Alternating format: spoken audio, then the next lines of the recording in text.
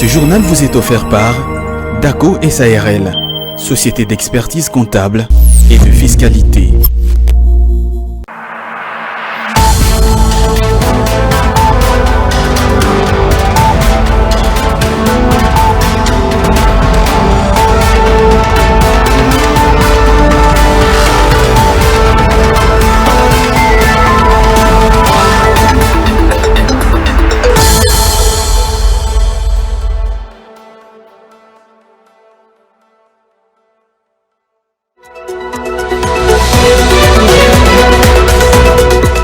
La vitrine de cette édition se présente comme suite, selon les statistiques de l'année 2023 publiées par la cellule technique de coordination et de planification minière. La République démocratique du Congo est désormais deuxième pays producteur du cuivre au monde. Il prend donc la place de son concurrent le Pérou. Plus de détails dans cette édition justement. Quid de la facturation des opérations de Mobile Money? Les coûts de ces opérations au cœur d'une polémique à Kinshasa, non seulement du côté des opérateurs de cabine, mais aussi des utilisateurs. On en parle en long et en large au cours de cette édition.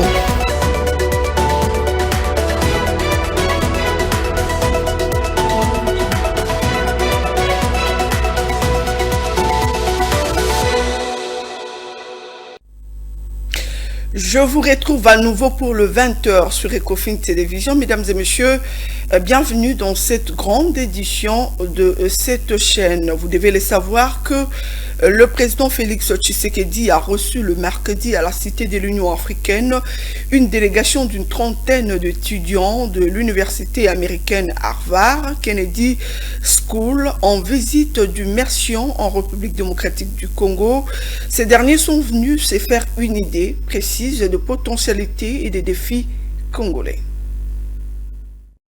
La délégation d'étudiants de l'université américaine Harvard, dans laquelle on trouve 3 ressortissants de la RDC, a révélé que les échanges avec le président de la République, Félix-Antoine Tshisekedi, étaient entre autres axés sur les enjeux et les opportunités dont regorge le pays. De préciser que le chef de l'État a été agréablement surpris de voir autant d'étudiants de diverses nationalités. Le chef de l'État a été agréablement déjà surpris de voir autant d'étudiants de diverses nationalités. Il leur a posé des questions sur les découvertes qu'ils ont fait du pays, des mecs de la culture et aussi les différents échanges qu'ils ont pu avoir avec les différents partenaires privés et des membres de son gouvernement afin justement de comprendre un peu plus sa complexité et aussi la beauté de ce pays. Nous avons eu la chance d'avoir 3 étudiants congolais dans notre formation et nous nous sommes dit que c'était un signe du Dieu vivant pour que nous puissions organiser ce voyage en République démocratique du Congo. Alors cette année, c'est la première fois que nous venons dans ce pays et nous espérons que les promotions des années suivantes continueront à mener d'autres étudiants, d'autres universités à faire le même chemin et à venir découvrir ce beau pays. La République démocratique du Congo n'a pas l'habitude de voir ce type d'activité menée ici, sur son territoire, mais nous avons voulu justement, nous étudiants de la Harvard Africa Caucus, de placer le Congo comme carrefour des intellectuels du monde et de montrer justement que malheureusement le narratif qui est souvent relayé dans les médias n'est pas exactement celui qu'on voit quand nous sommes sur les territoires. Les étudiants ont été justement agréablement surpris de voir que la ville de Kinshasa est une ville propice non seulement au business, mais aussi au développement de diverses activités et certains ont déjà promis de revenir, notamment pour des stages, pour des emplois ou pour des investissements. Le programme Africa Police Trek 2024 est riche et diversifié. Il comprend des rencontres avec les membres du gouvernement, des experts du développement, des leaders de la société civile et des entrepreneurs. Durant leur séjour en République démocratique du Congo, ces étudiants du Harvard Kennedy School participeront également à des conférences, des ateliers et des visites de terrain. La République démocratique du Congo, par le biais de son ministère de l'entrepreneuriat, petites et moyennes entreprises, a pris part à l'ouverture du Forum mondial sur l'entrepreneuriat le mercredi 13 mars à Cape Town, en Afrique du Sud. Ces grands congrès placés sous le thème Connecter l'Afrique vise le renforcement de l'écosystème de soutien aux startups et PME africaines en présentant entre autres des réglementations favorables à leur développement. Plusieurs investisseurs et partenaires venant de 4 coins du monde ont répondu présents à ces grands rendez-vous qui a pris sa source en Grande-Bretagne. Loin d'être une foire entrepreneuriale, les conférenciers ont eu droit à la découverte de quelques créativités, fruits d'une intelligence innovée. Le ministre de l'entrepreneuriat congolais Désiré Mdinga a fait le tour du stand en compagnie de ses collègues sud-africains et algériens et a souligné que ce forum mondial sur l'entrepreneuriat est une occasion pour la République démocratique du Congo de présenter son potentiel entrepreneurial et ses différentes réformes entreprises pour booster l'entrepreneuriat du pays. Agrémentés par les rythmes zoulous, les travaux de cette conférence mondiale ont été ouverts solennellement par le vice-président sud-africain Paul Mashatile, représentant personnel du président de la République sud-africaine. Après avoir remercié les entrepreneurs sud-africains pour leur apport solide à l'économie du pays, Paul Mashatile a promis de les connecter au gouvernement central et mettre en place des mesures d'encadrement pour leur épanouissement. De son côté, la ministre de l'entrepreneuriat sud-africaine, Stella Abrahams, a, après avoir donné l'historique de cette conférence, promis également l'encadrement de PME et leur vision Horizon 2030. Ces forums réunit les gérants des grandes entreprises internationales, les représentants des gouvernements, des agences et sociétés étatiques spécialisées dans le domaine de l'entrepreneuriat. Il va se clôturer les vendredis 15 mars 2024. Puisque nous parlons de la République démocratique du Congo, désormais, elle est devenue deuxième pays producteur du cuivre au monde au terme de statistiques de l'année 2023 publiées par la cellule technique de coordination et de la planification minière. La production congolaise du cuivre s'est affichée avec 2,8 millions de tonnes contre 2,7 millions produites par son principal concurrent qui est le Pérou. Le détail dans cet élément d'Igor Biwaka rendu par Osé Kabamba.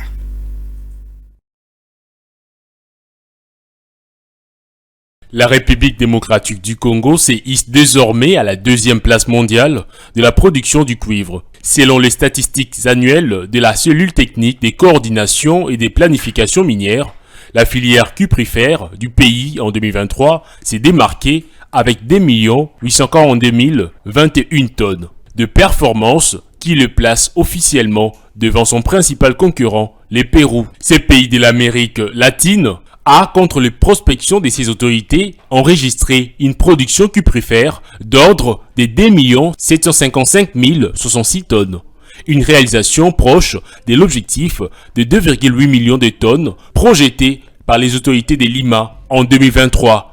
Malgré cette contre-réalisation qui lui a coûté sa deuxième place mondiale qu'il conservait 7 ans de suite, déjà l'État péruvien a enregistré néanmoins une augmentation de 12,7% des productions cuprifères. En 2022, sa quantité de production du cuivre était estimée à 2,4 millions de tonnes contre 2,3 millions réalisés par la République démocratique du Congo.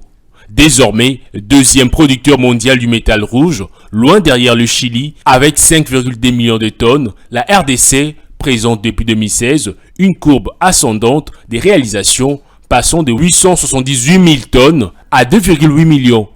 Une performance qui traduit les soucis d'assainissement du secteur minier et plus de transparence dans ces secteurs, quitte au gouvernement congolais de profiter des retombées de cette croissance au profit du social de la population. Dans un autre chapitre, la politique de concurrence contribue notamment à stimuler l'esprit d'entreprise et la productivité afin d'élargir l'offre pour les consommateurs. Mais dans quelles circonstances la concurrence peut-elle considérée comme déloyale ou saine? Chief Chipamba, président de l'Union pour la défense des droits des consommateurs du Congo, UDECOM, donne ici les éléments de réponse dans cet extrait accordé ce jeudi à Pichu Undita, mais également il a profité de l'occasion pour lancer l'invitation à tous les consommateurs quant à la journée de ce vendredi. On l'écoute. La concurrence, c'est une compétition entre deux opérateurs économiques, ok, et qui sont placés dans les mêmes conditions, ok, dans la conquête de la clientèle. La finalité de la concurrence, c'est d'avoir plus de clients, n'est-ce pas? Vendre plus que l'autre. Et ces clients-là ne sont que des consommateurs que nous défendons. Quand vous violez les règles de la concurrence, elle est saine quand vous la faites dans le respect des normes. Quand vous la faites en considération des droits des autres. Quand vous essayez de frauder pour obtenir plus de clients, vous pouvez frauder, je vous ai donné l'exemple de solde. Vous prétextez solder, or c'est une façon d'attirer. Vous allez dans le grand magasin ici, personne n'en parle, mais vous voulez bien entrer dans ces grands magasins-là, des ventes d'habillement. Vous entrez, on vous dit solde 50%, 70%. Quand vous y entrez, on vous dit non.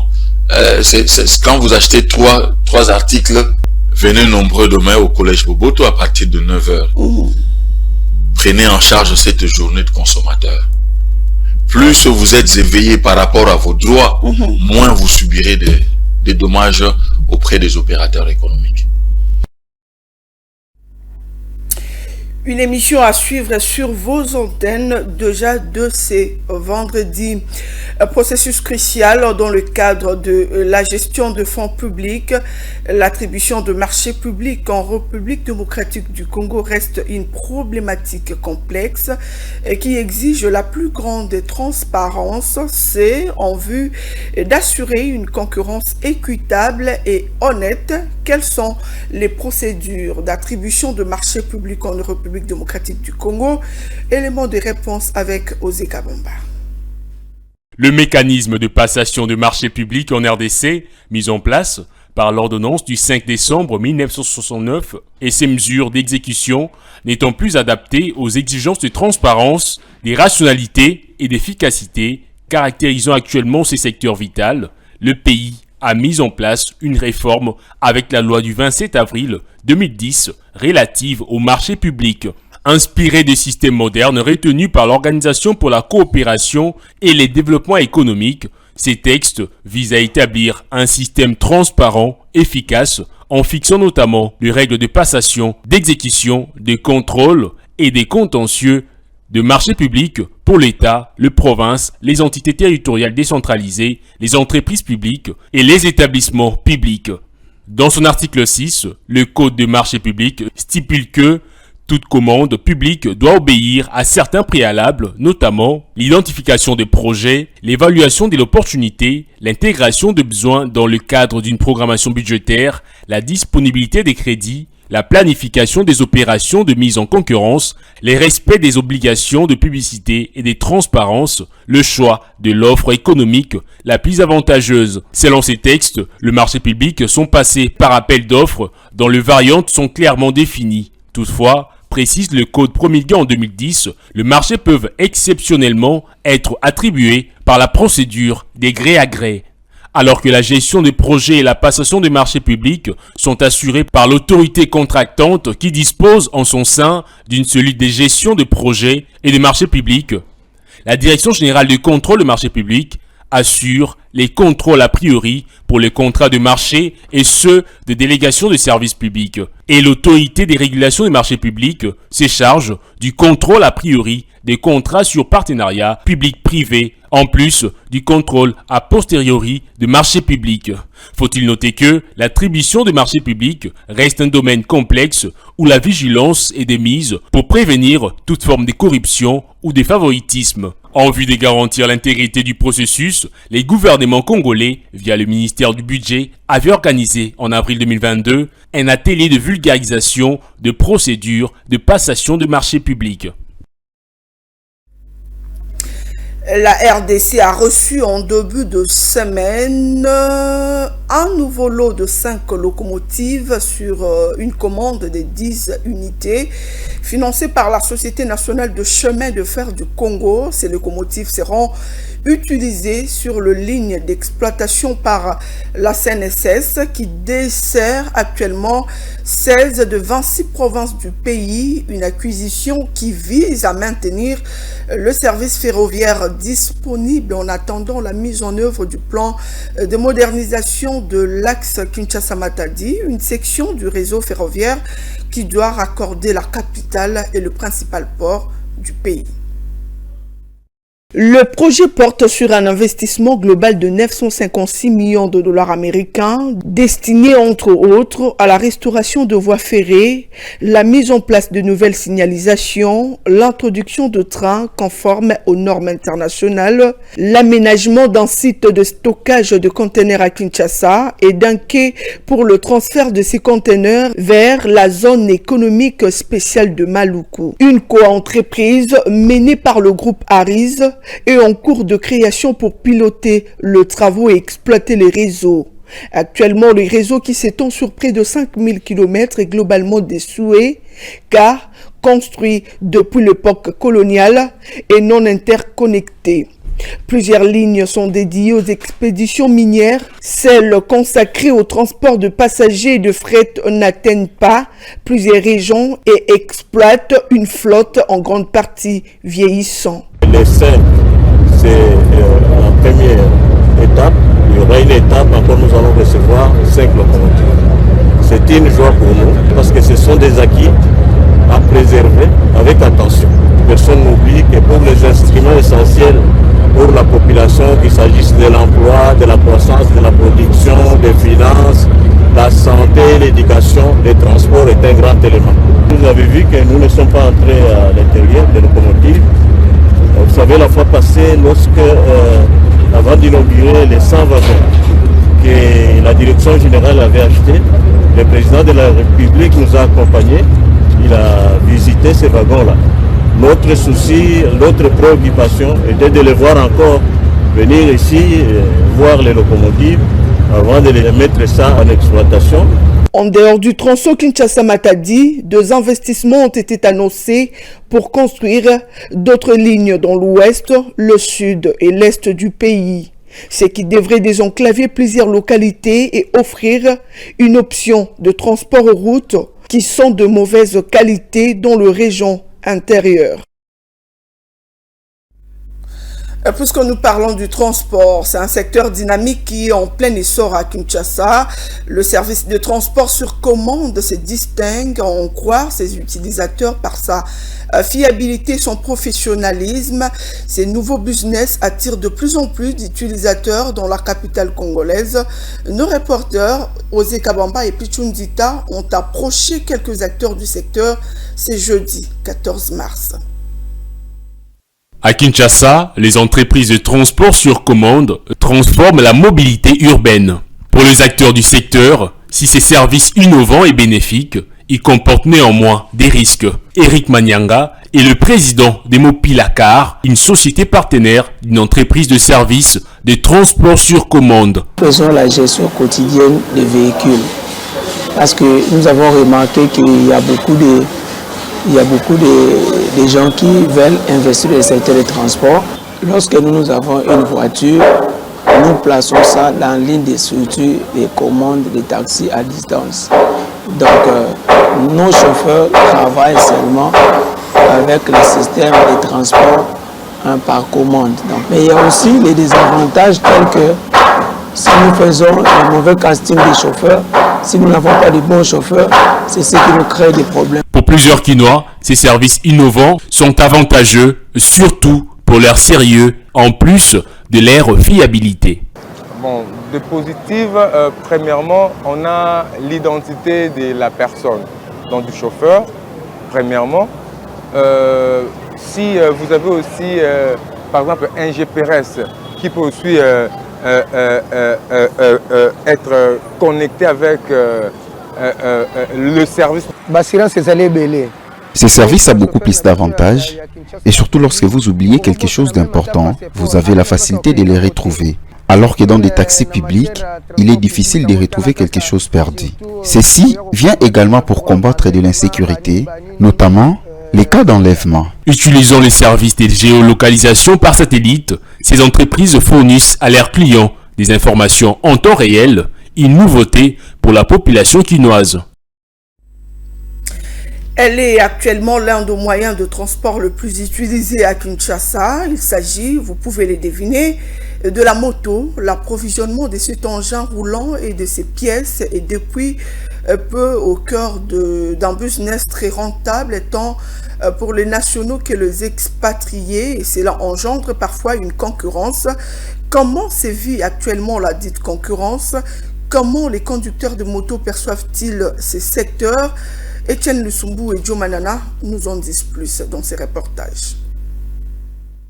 La moto est largement utilisée comme moyen de déplacement à Kinshasa. Conséquence, le nombre de motos dans la capitale s'est exponentiellement accru. Cela a engendré de plus une rentabilité de ces business autour de ces engins roulants et de ces pièces. Cependant, la concurrence demeure rude. Le marché est détenu tant par les expatriés que par les nationaux. Ces derniers reprochent à ces entreprises étrangères auprès de qui ils s'approvisionnent de se lancer également à la vente en détail. Message le numéro 1, c'est que Balandela, Batoyo.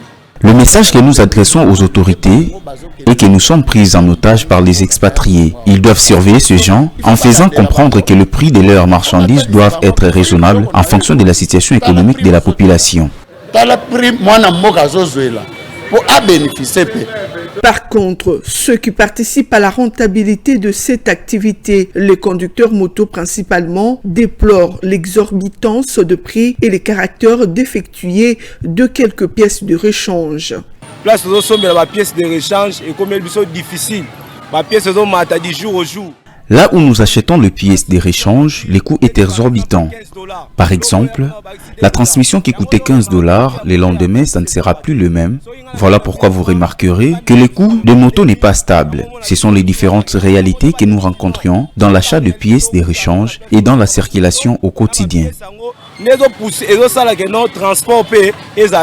La plupart d'entreprises étrangères commerciales œuvrant à Kinshasa sont reprochées pour leurs pratiques de vente en détail dont l'exclusivité doit revenir aux nationaux. On va à présent changer de chapitre pour parler des opérations financières via les services mobile money qui occupent désormais une place de choix en République démocratique du Congo. Cependant, le coût de ces opérations sont au cœur d'une polémique, tant du côté des opérateurs de cabines téléphoniques que par les utilisateurs. Divine Mwende et Sele Chamala scrutent la situation dans ces reportages. Dans un pays de plus de 100 millions d'habitants, 18 millions ont recours aux opérations des transactions monétaires par téléphone mobile. Ces données émanent du rapport de l'Observatoire de la téléphonie mobile publié par l'ARPTC. Un marché très prometteur en RDC, mais qui est généralement remis en question. Au centre de cette problématique, les frais de perception exigés lors de ces opérations. Chaque réseau a sa tarification. Et puis chaque transaction, bien entendu, il y a une certaine commission pour nous. Donc quand vous effectuez une transaction, pour chaque transaction, il y a une commission. Et la commission, ça se paye à la fin du mois. Eh ben, il y a la commission pour les retraits, il y a la commission pour les dépôts. Maintenant, nous, on peut en quelque sorte demander quelques petits frais au niveau des clients en présence de nous. Et souvent, ça crée un malentendu, mais on essaie un peu d'expliquer de toute façon, mais on ne demande pas trop aussi. Pour la population, le coût de ces opérations est devenu trop exhibiant. Supposons que vous voulez déposer 50 000 francs. On vous demande soit 2 000 francs, soit 5 000 francs. C'est une charge auprès des consommateurs. Pour le retrait, tout comme pour le transfert, nous payons sans compter le fait que le réseau mobile nous retire quelque chose de notre compte. Par exemple, si j'ai 6 000 francs congolais pour envoyer à quelqu'un, ces derniers ne vont retirer que 4 000 ou 4 500 francs. Et c'est obligatoire. Les transactions générées par Mobile Money ont généré les revenus de l'ordre de 69,7 millions de dollars américains uniquement pour le premier trimestre 2023. Et pour conclure, la mobilité de personnes vivant avec handicap fait partie des principaux défis auxquels elles se confrontent généralement en République démocratique du Congo. Les coûts excessifs de leur matériel de déplacement est un véritable casse-tête, surtout que la plupart d'entre elles n'exercent aucune activité qui leur génère de revenus consistants. Philo Chiloba et Sele Chamala se sont intéressés ce jeudi et 14 mars aux conditions socio-économiques de quelques-unes rencontrées dans la capitale. Fauteuil roulant, scooter médical, canne ou encore béquille sont là les quelques matériels essentiels dont ont besoin les personnes vivant avec handicap pour leur mobilité. Les prix pour s'en procurer demeurent cependant un défi quotidien. C'est ce qu'explique Pierre, personne vivant avec handicap. Mais le problème qui se pose, il y a l'excès de prix. Ceux qui en vendent trouvent des personnes vivant avec handicap comme leurs vaches à lait. Parce qu'ils savent que sans cela, ils ne peuvent pas se déplacer, alors ils mettent le prix là excessif. C'est ça un peu la difficulté. Les personnes vivant avec handicap n'ont pas de moyens. Et très souvent, ils n'ont pas aussi accès facile à l'emploi. D'où un appel à l'assistance du gouvernement. J'aimerais plutôt m'adresser au gouvernement qu'aux particuliers, parce que les particuliers font le commerce. Et le gouvernement pourrait, si cela ne dépendait que de moi, il pourrait quand même acheter ça et le vendre à un prix abordable pour les handicapés. Dans les faits, un fauteuil roulant peut coûter 50 $, une rampe d'accès 10 $, de même pour une béquille. Mboyo, responsable d'un atelier de fabrication et de vente de ces matériels, déplore ici la lenteur avec laquelle s'écoulent leurs articles. Évacuer rapidement ces matériels est un peu difficile, au regard de la lenteur avec laquelle s'exerce notre activité, car ces outils ne sont utilisés que dans des cas précis d'incidents et d'autres cas qui n'arrivent pas tous les jours. Rappelons que depuis l'accession au trône du président Félix Tshisekedi, tout un ministère chargé des personnes vivant avec handicap avait été mis en place en 2019 pour, entre autres, suivre de près la situation de cette catégorie sociale. Cet élément laisse la place à la revue de presse lue et sélectionnée pour vous par Jonathan Bakele.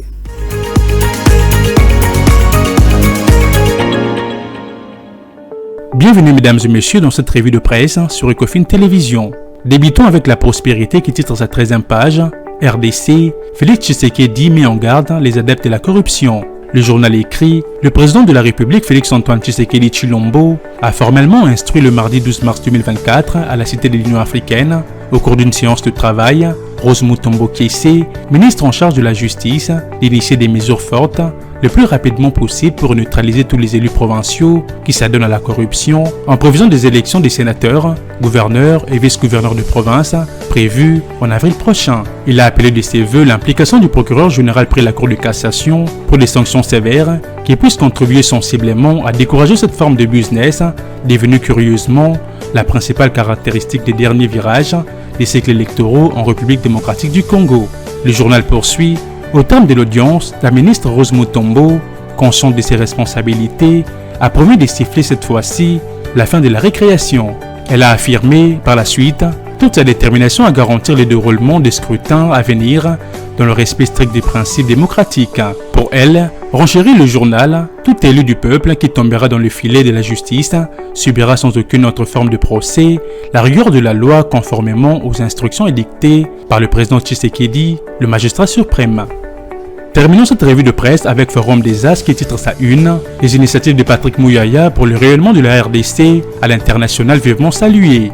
Le journal note « La délégation d'Harvard Africa Caucus d'Harvard Kennedy School poursuit son séjour à Kinshasa ». Après avoir échangé avec quelques membres du gouvernement le lundi 11 mars au Salon Bleu de l'Hôtel du gouvernement et au ministère de la Défense nationale, elle a participé à la journée d'échange d'expériences scientifiques avec les étudiants et enseignants congolais à l'Université pédagogique nationale. C'est dans le ministre de la Communication et Médias, cette rencontre est à mettre au camp des efforts que fournit le gouvernement pour mettre l'enseignement supérieur universitaire au standard international. Satisfait de l'initiative de son collègue de la Communication et Médias Moïse Nzangi, a brièvement présenté son secteur et les défis auxquels il fait face, mais surtout les efforts du gouvernement sous le management du président Félix Tshisekedi. Les confrères soulignent, le ministre de l'Essu rappelle que cette démarche rentre dans les objectifs du programme LMD lancé il y a 3 ans en République démocratique du Congo et qui vise à connecter les étudiants congolais entre eux, mais également à ceux d'autres pays du monde.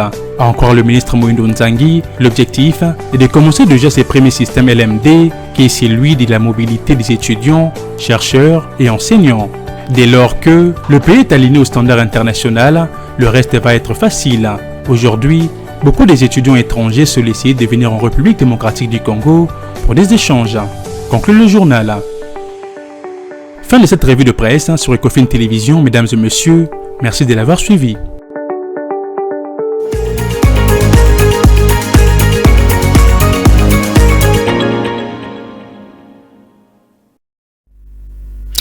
Après cette revue de presse, on va prendre à présent le rappel de titres. On a relayé le statistique de l'année 2023 publié par la cellule technique de coordination et de planification minière qui stipule que la République démocratique du Congo est désormais 2e pays producteur de cuivre au monde. Il prend donc la place de son concurrent, le Pérou. Vous avez suivi plus de détails dans cette édition. Quid de la facturation des opérations de Mobile Money? Les coûts de ces opérations au cœur d'une polémique à Kinshasa, non seulement du côté des opérateurs de cabines, mais aussi des utilisateurs. Vous les avez écoutés sans doute dans le cœur de ce journal.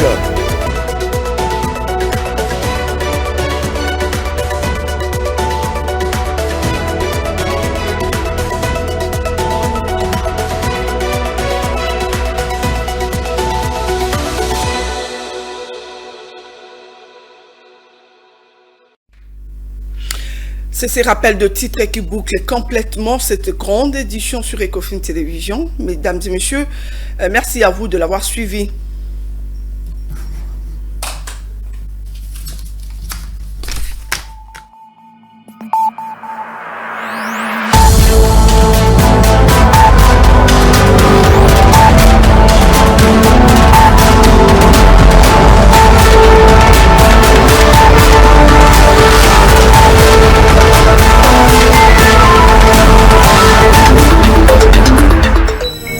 Ce journal vous a été offert par DACO SARL, société d'expertise comptable et de fiscalité. Dans une sphère médiatique, essentiellement tournée vers des contenus généralistes, où l'originalité n'a plus sa place au chapitre, où le secteur de l'économie et finance, pourtant peu moins d'un État, sombre dans les oubliettes, voici enfin Ecofin Télévision. Économie et Finance Télévision, votre chaîne thématique essentiellement économique, vous offre un contenu original. Nous traitons des questions monétaires, commerciales, énergétiques, minières, pétrolières et environnementales. Notre créneau, vous proposer des informations, des analyses, des perspectives et prévisions économiques. Ecofin Télévision vous permet également de comprendre la coopération entre les États et les institutions, sans oublier l'épineuse question de la dette. Ecofin Télévision, tout savoir sur les investissements, les échanges commerciaux, la balance commerciale et la balance des paiements, le taux d'échange, l'état des lieux de la lutte contre les détournements des finances publiques, la coopération bilatérale ou multilatérale. Ecofin Télévision vous explique comment l'économie nationale est directement liée à l'économie mondiale. Notre particularité fait notre originalité. C'est pourquoi nous disons Ecofin Télévision, mieux que savoir sur l'économie et finance, comprendre.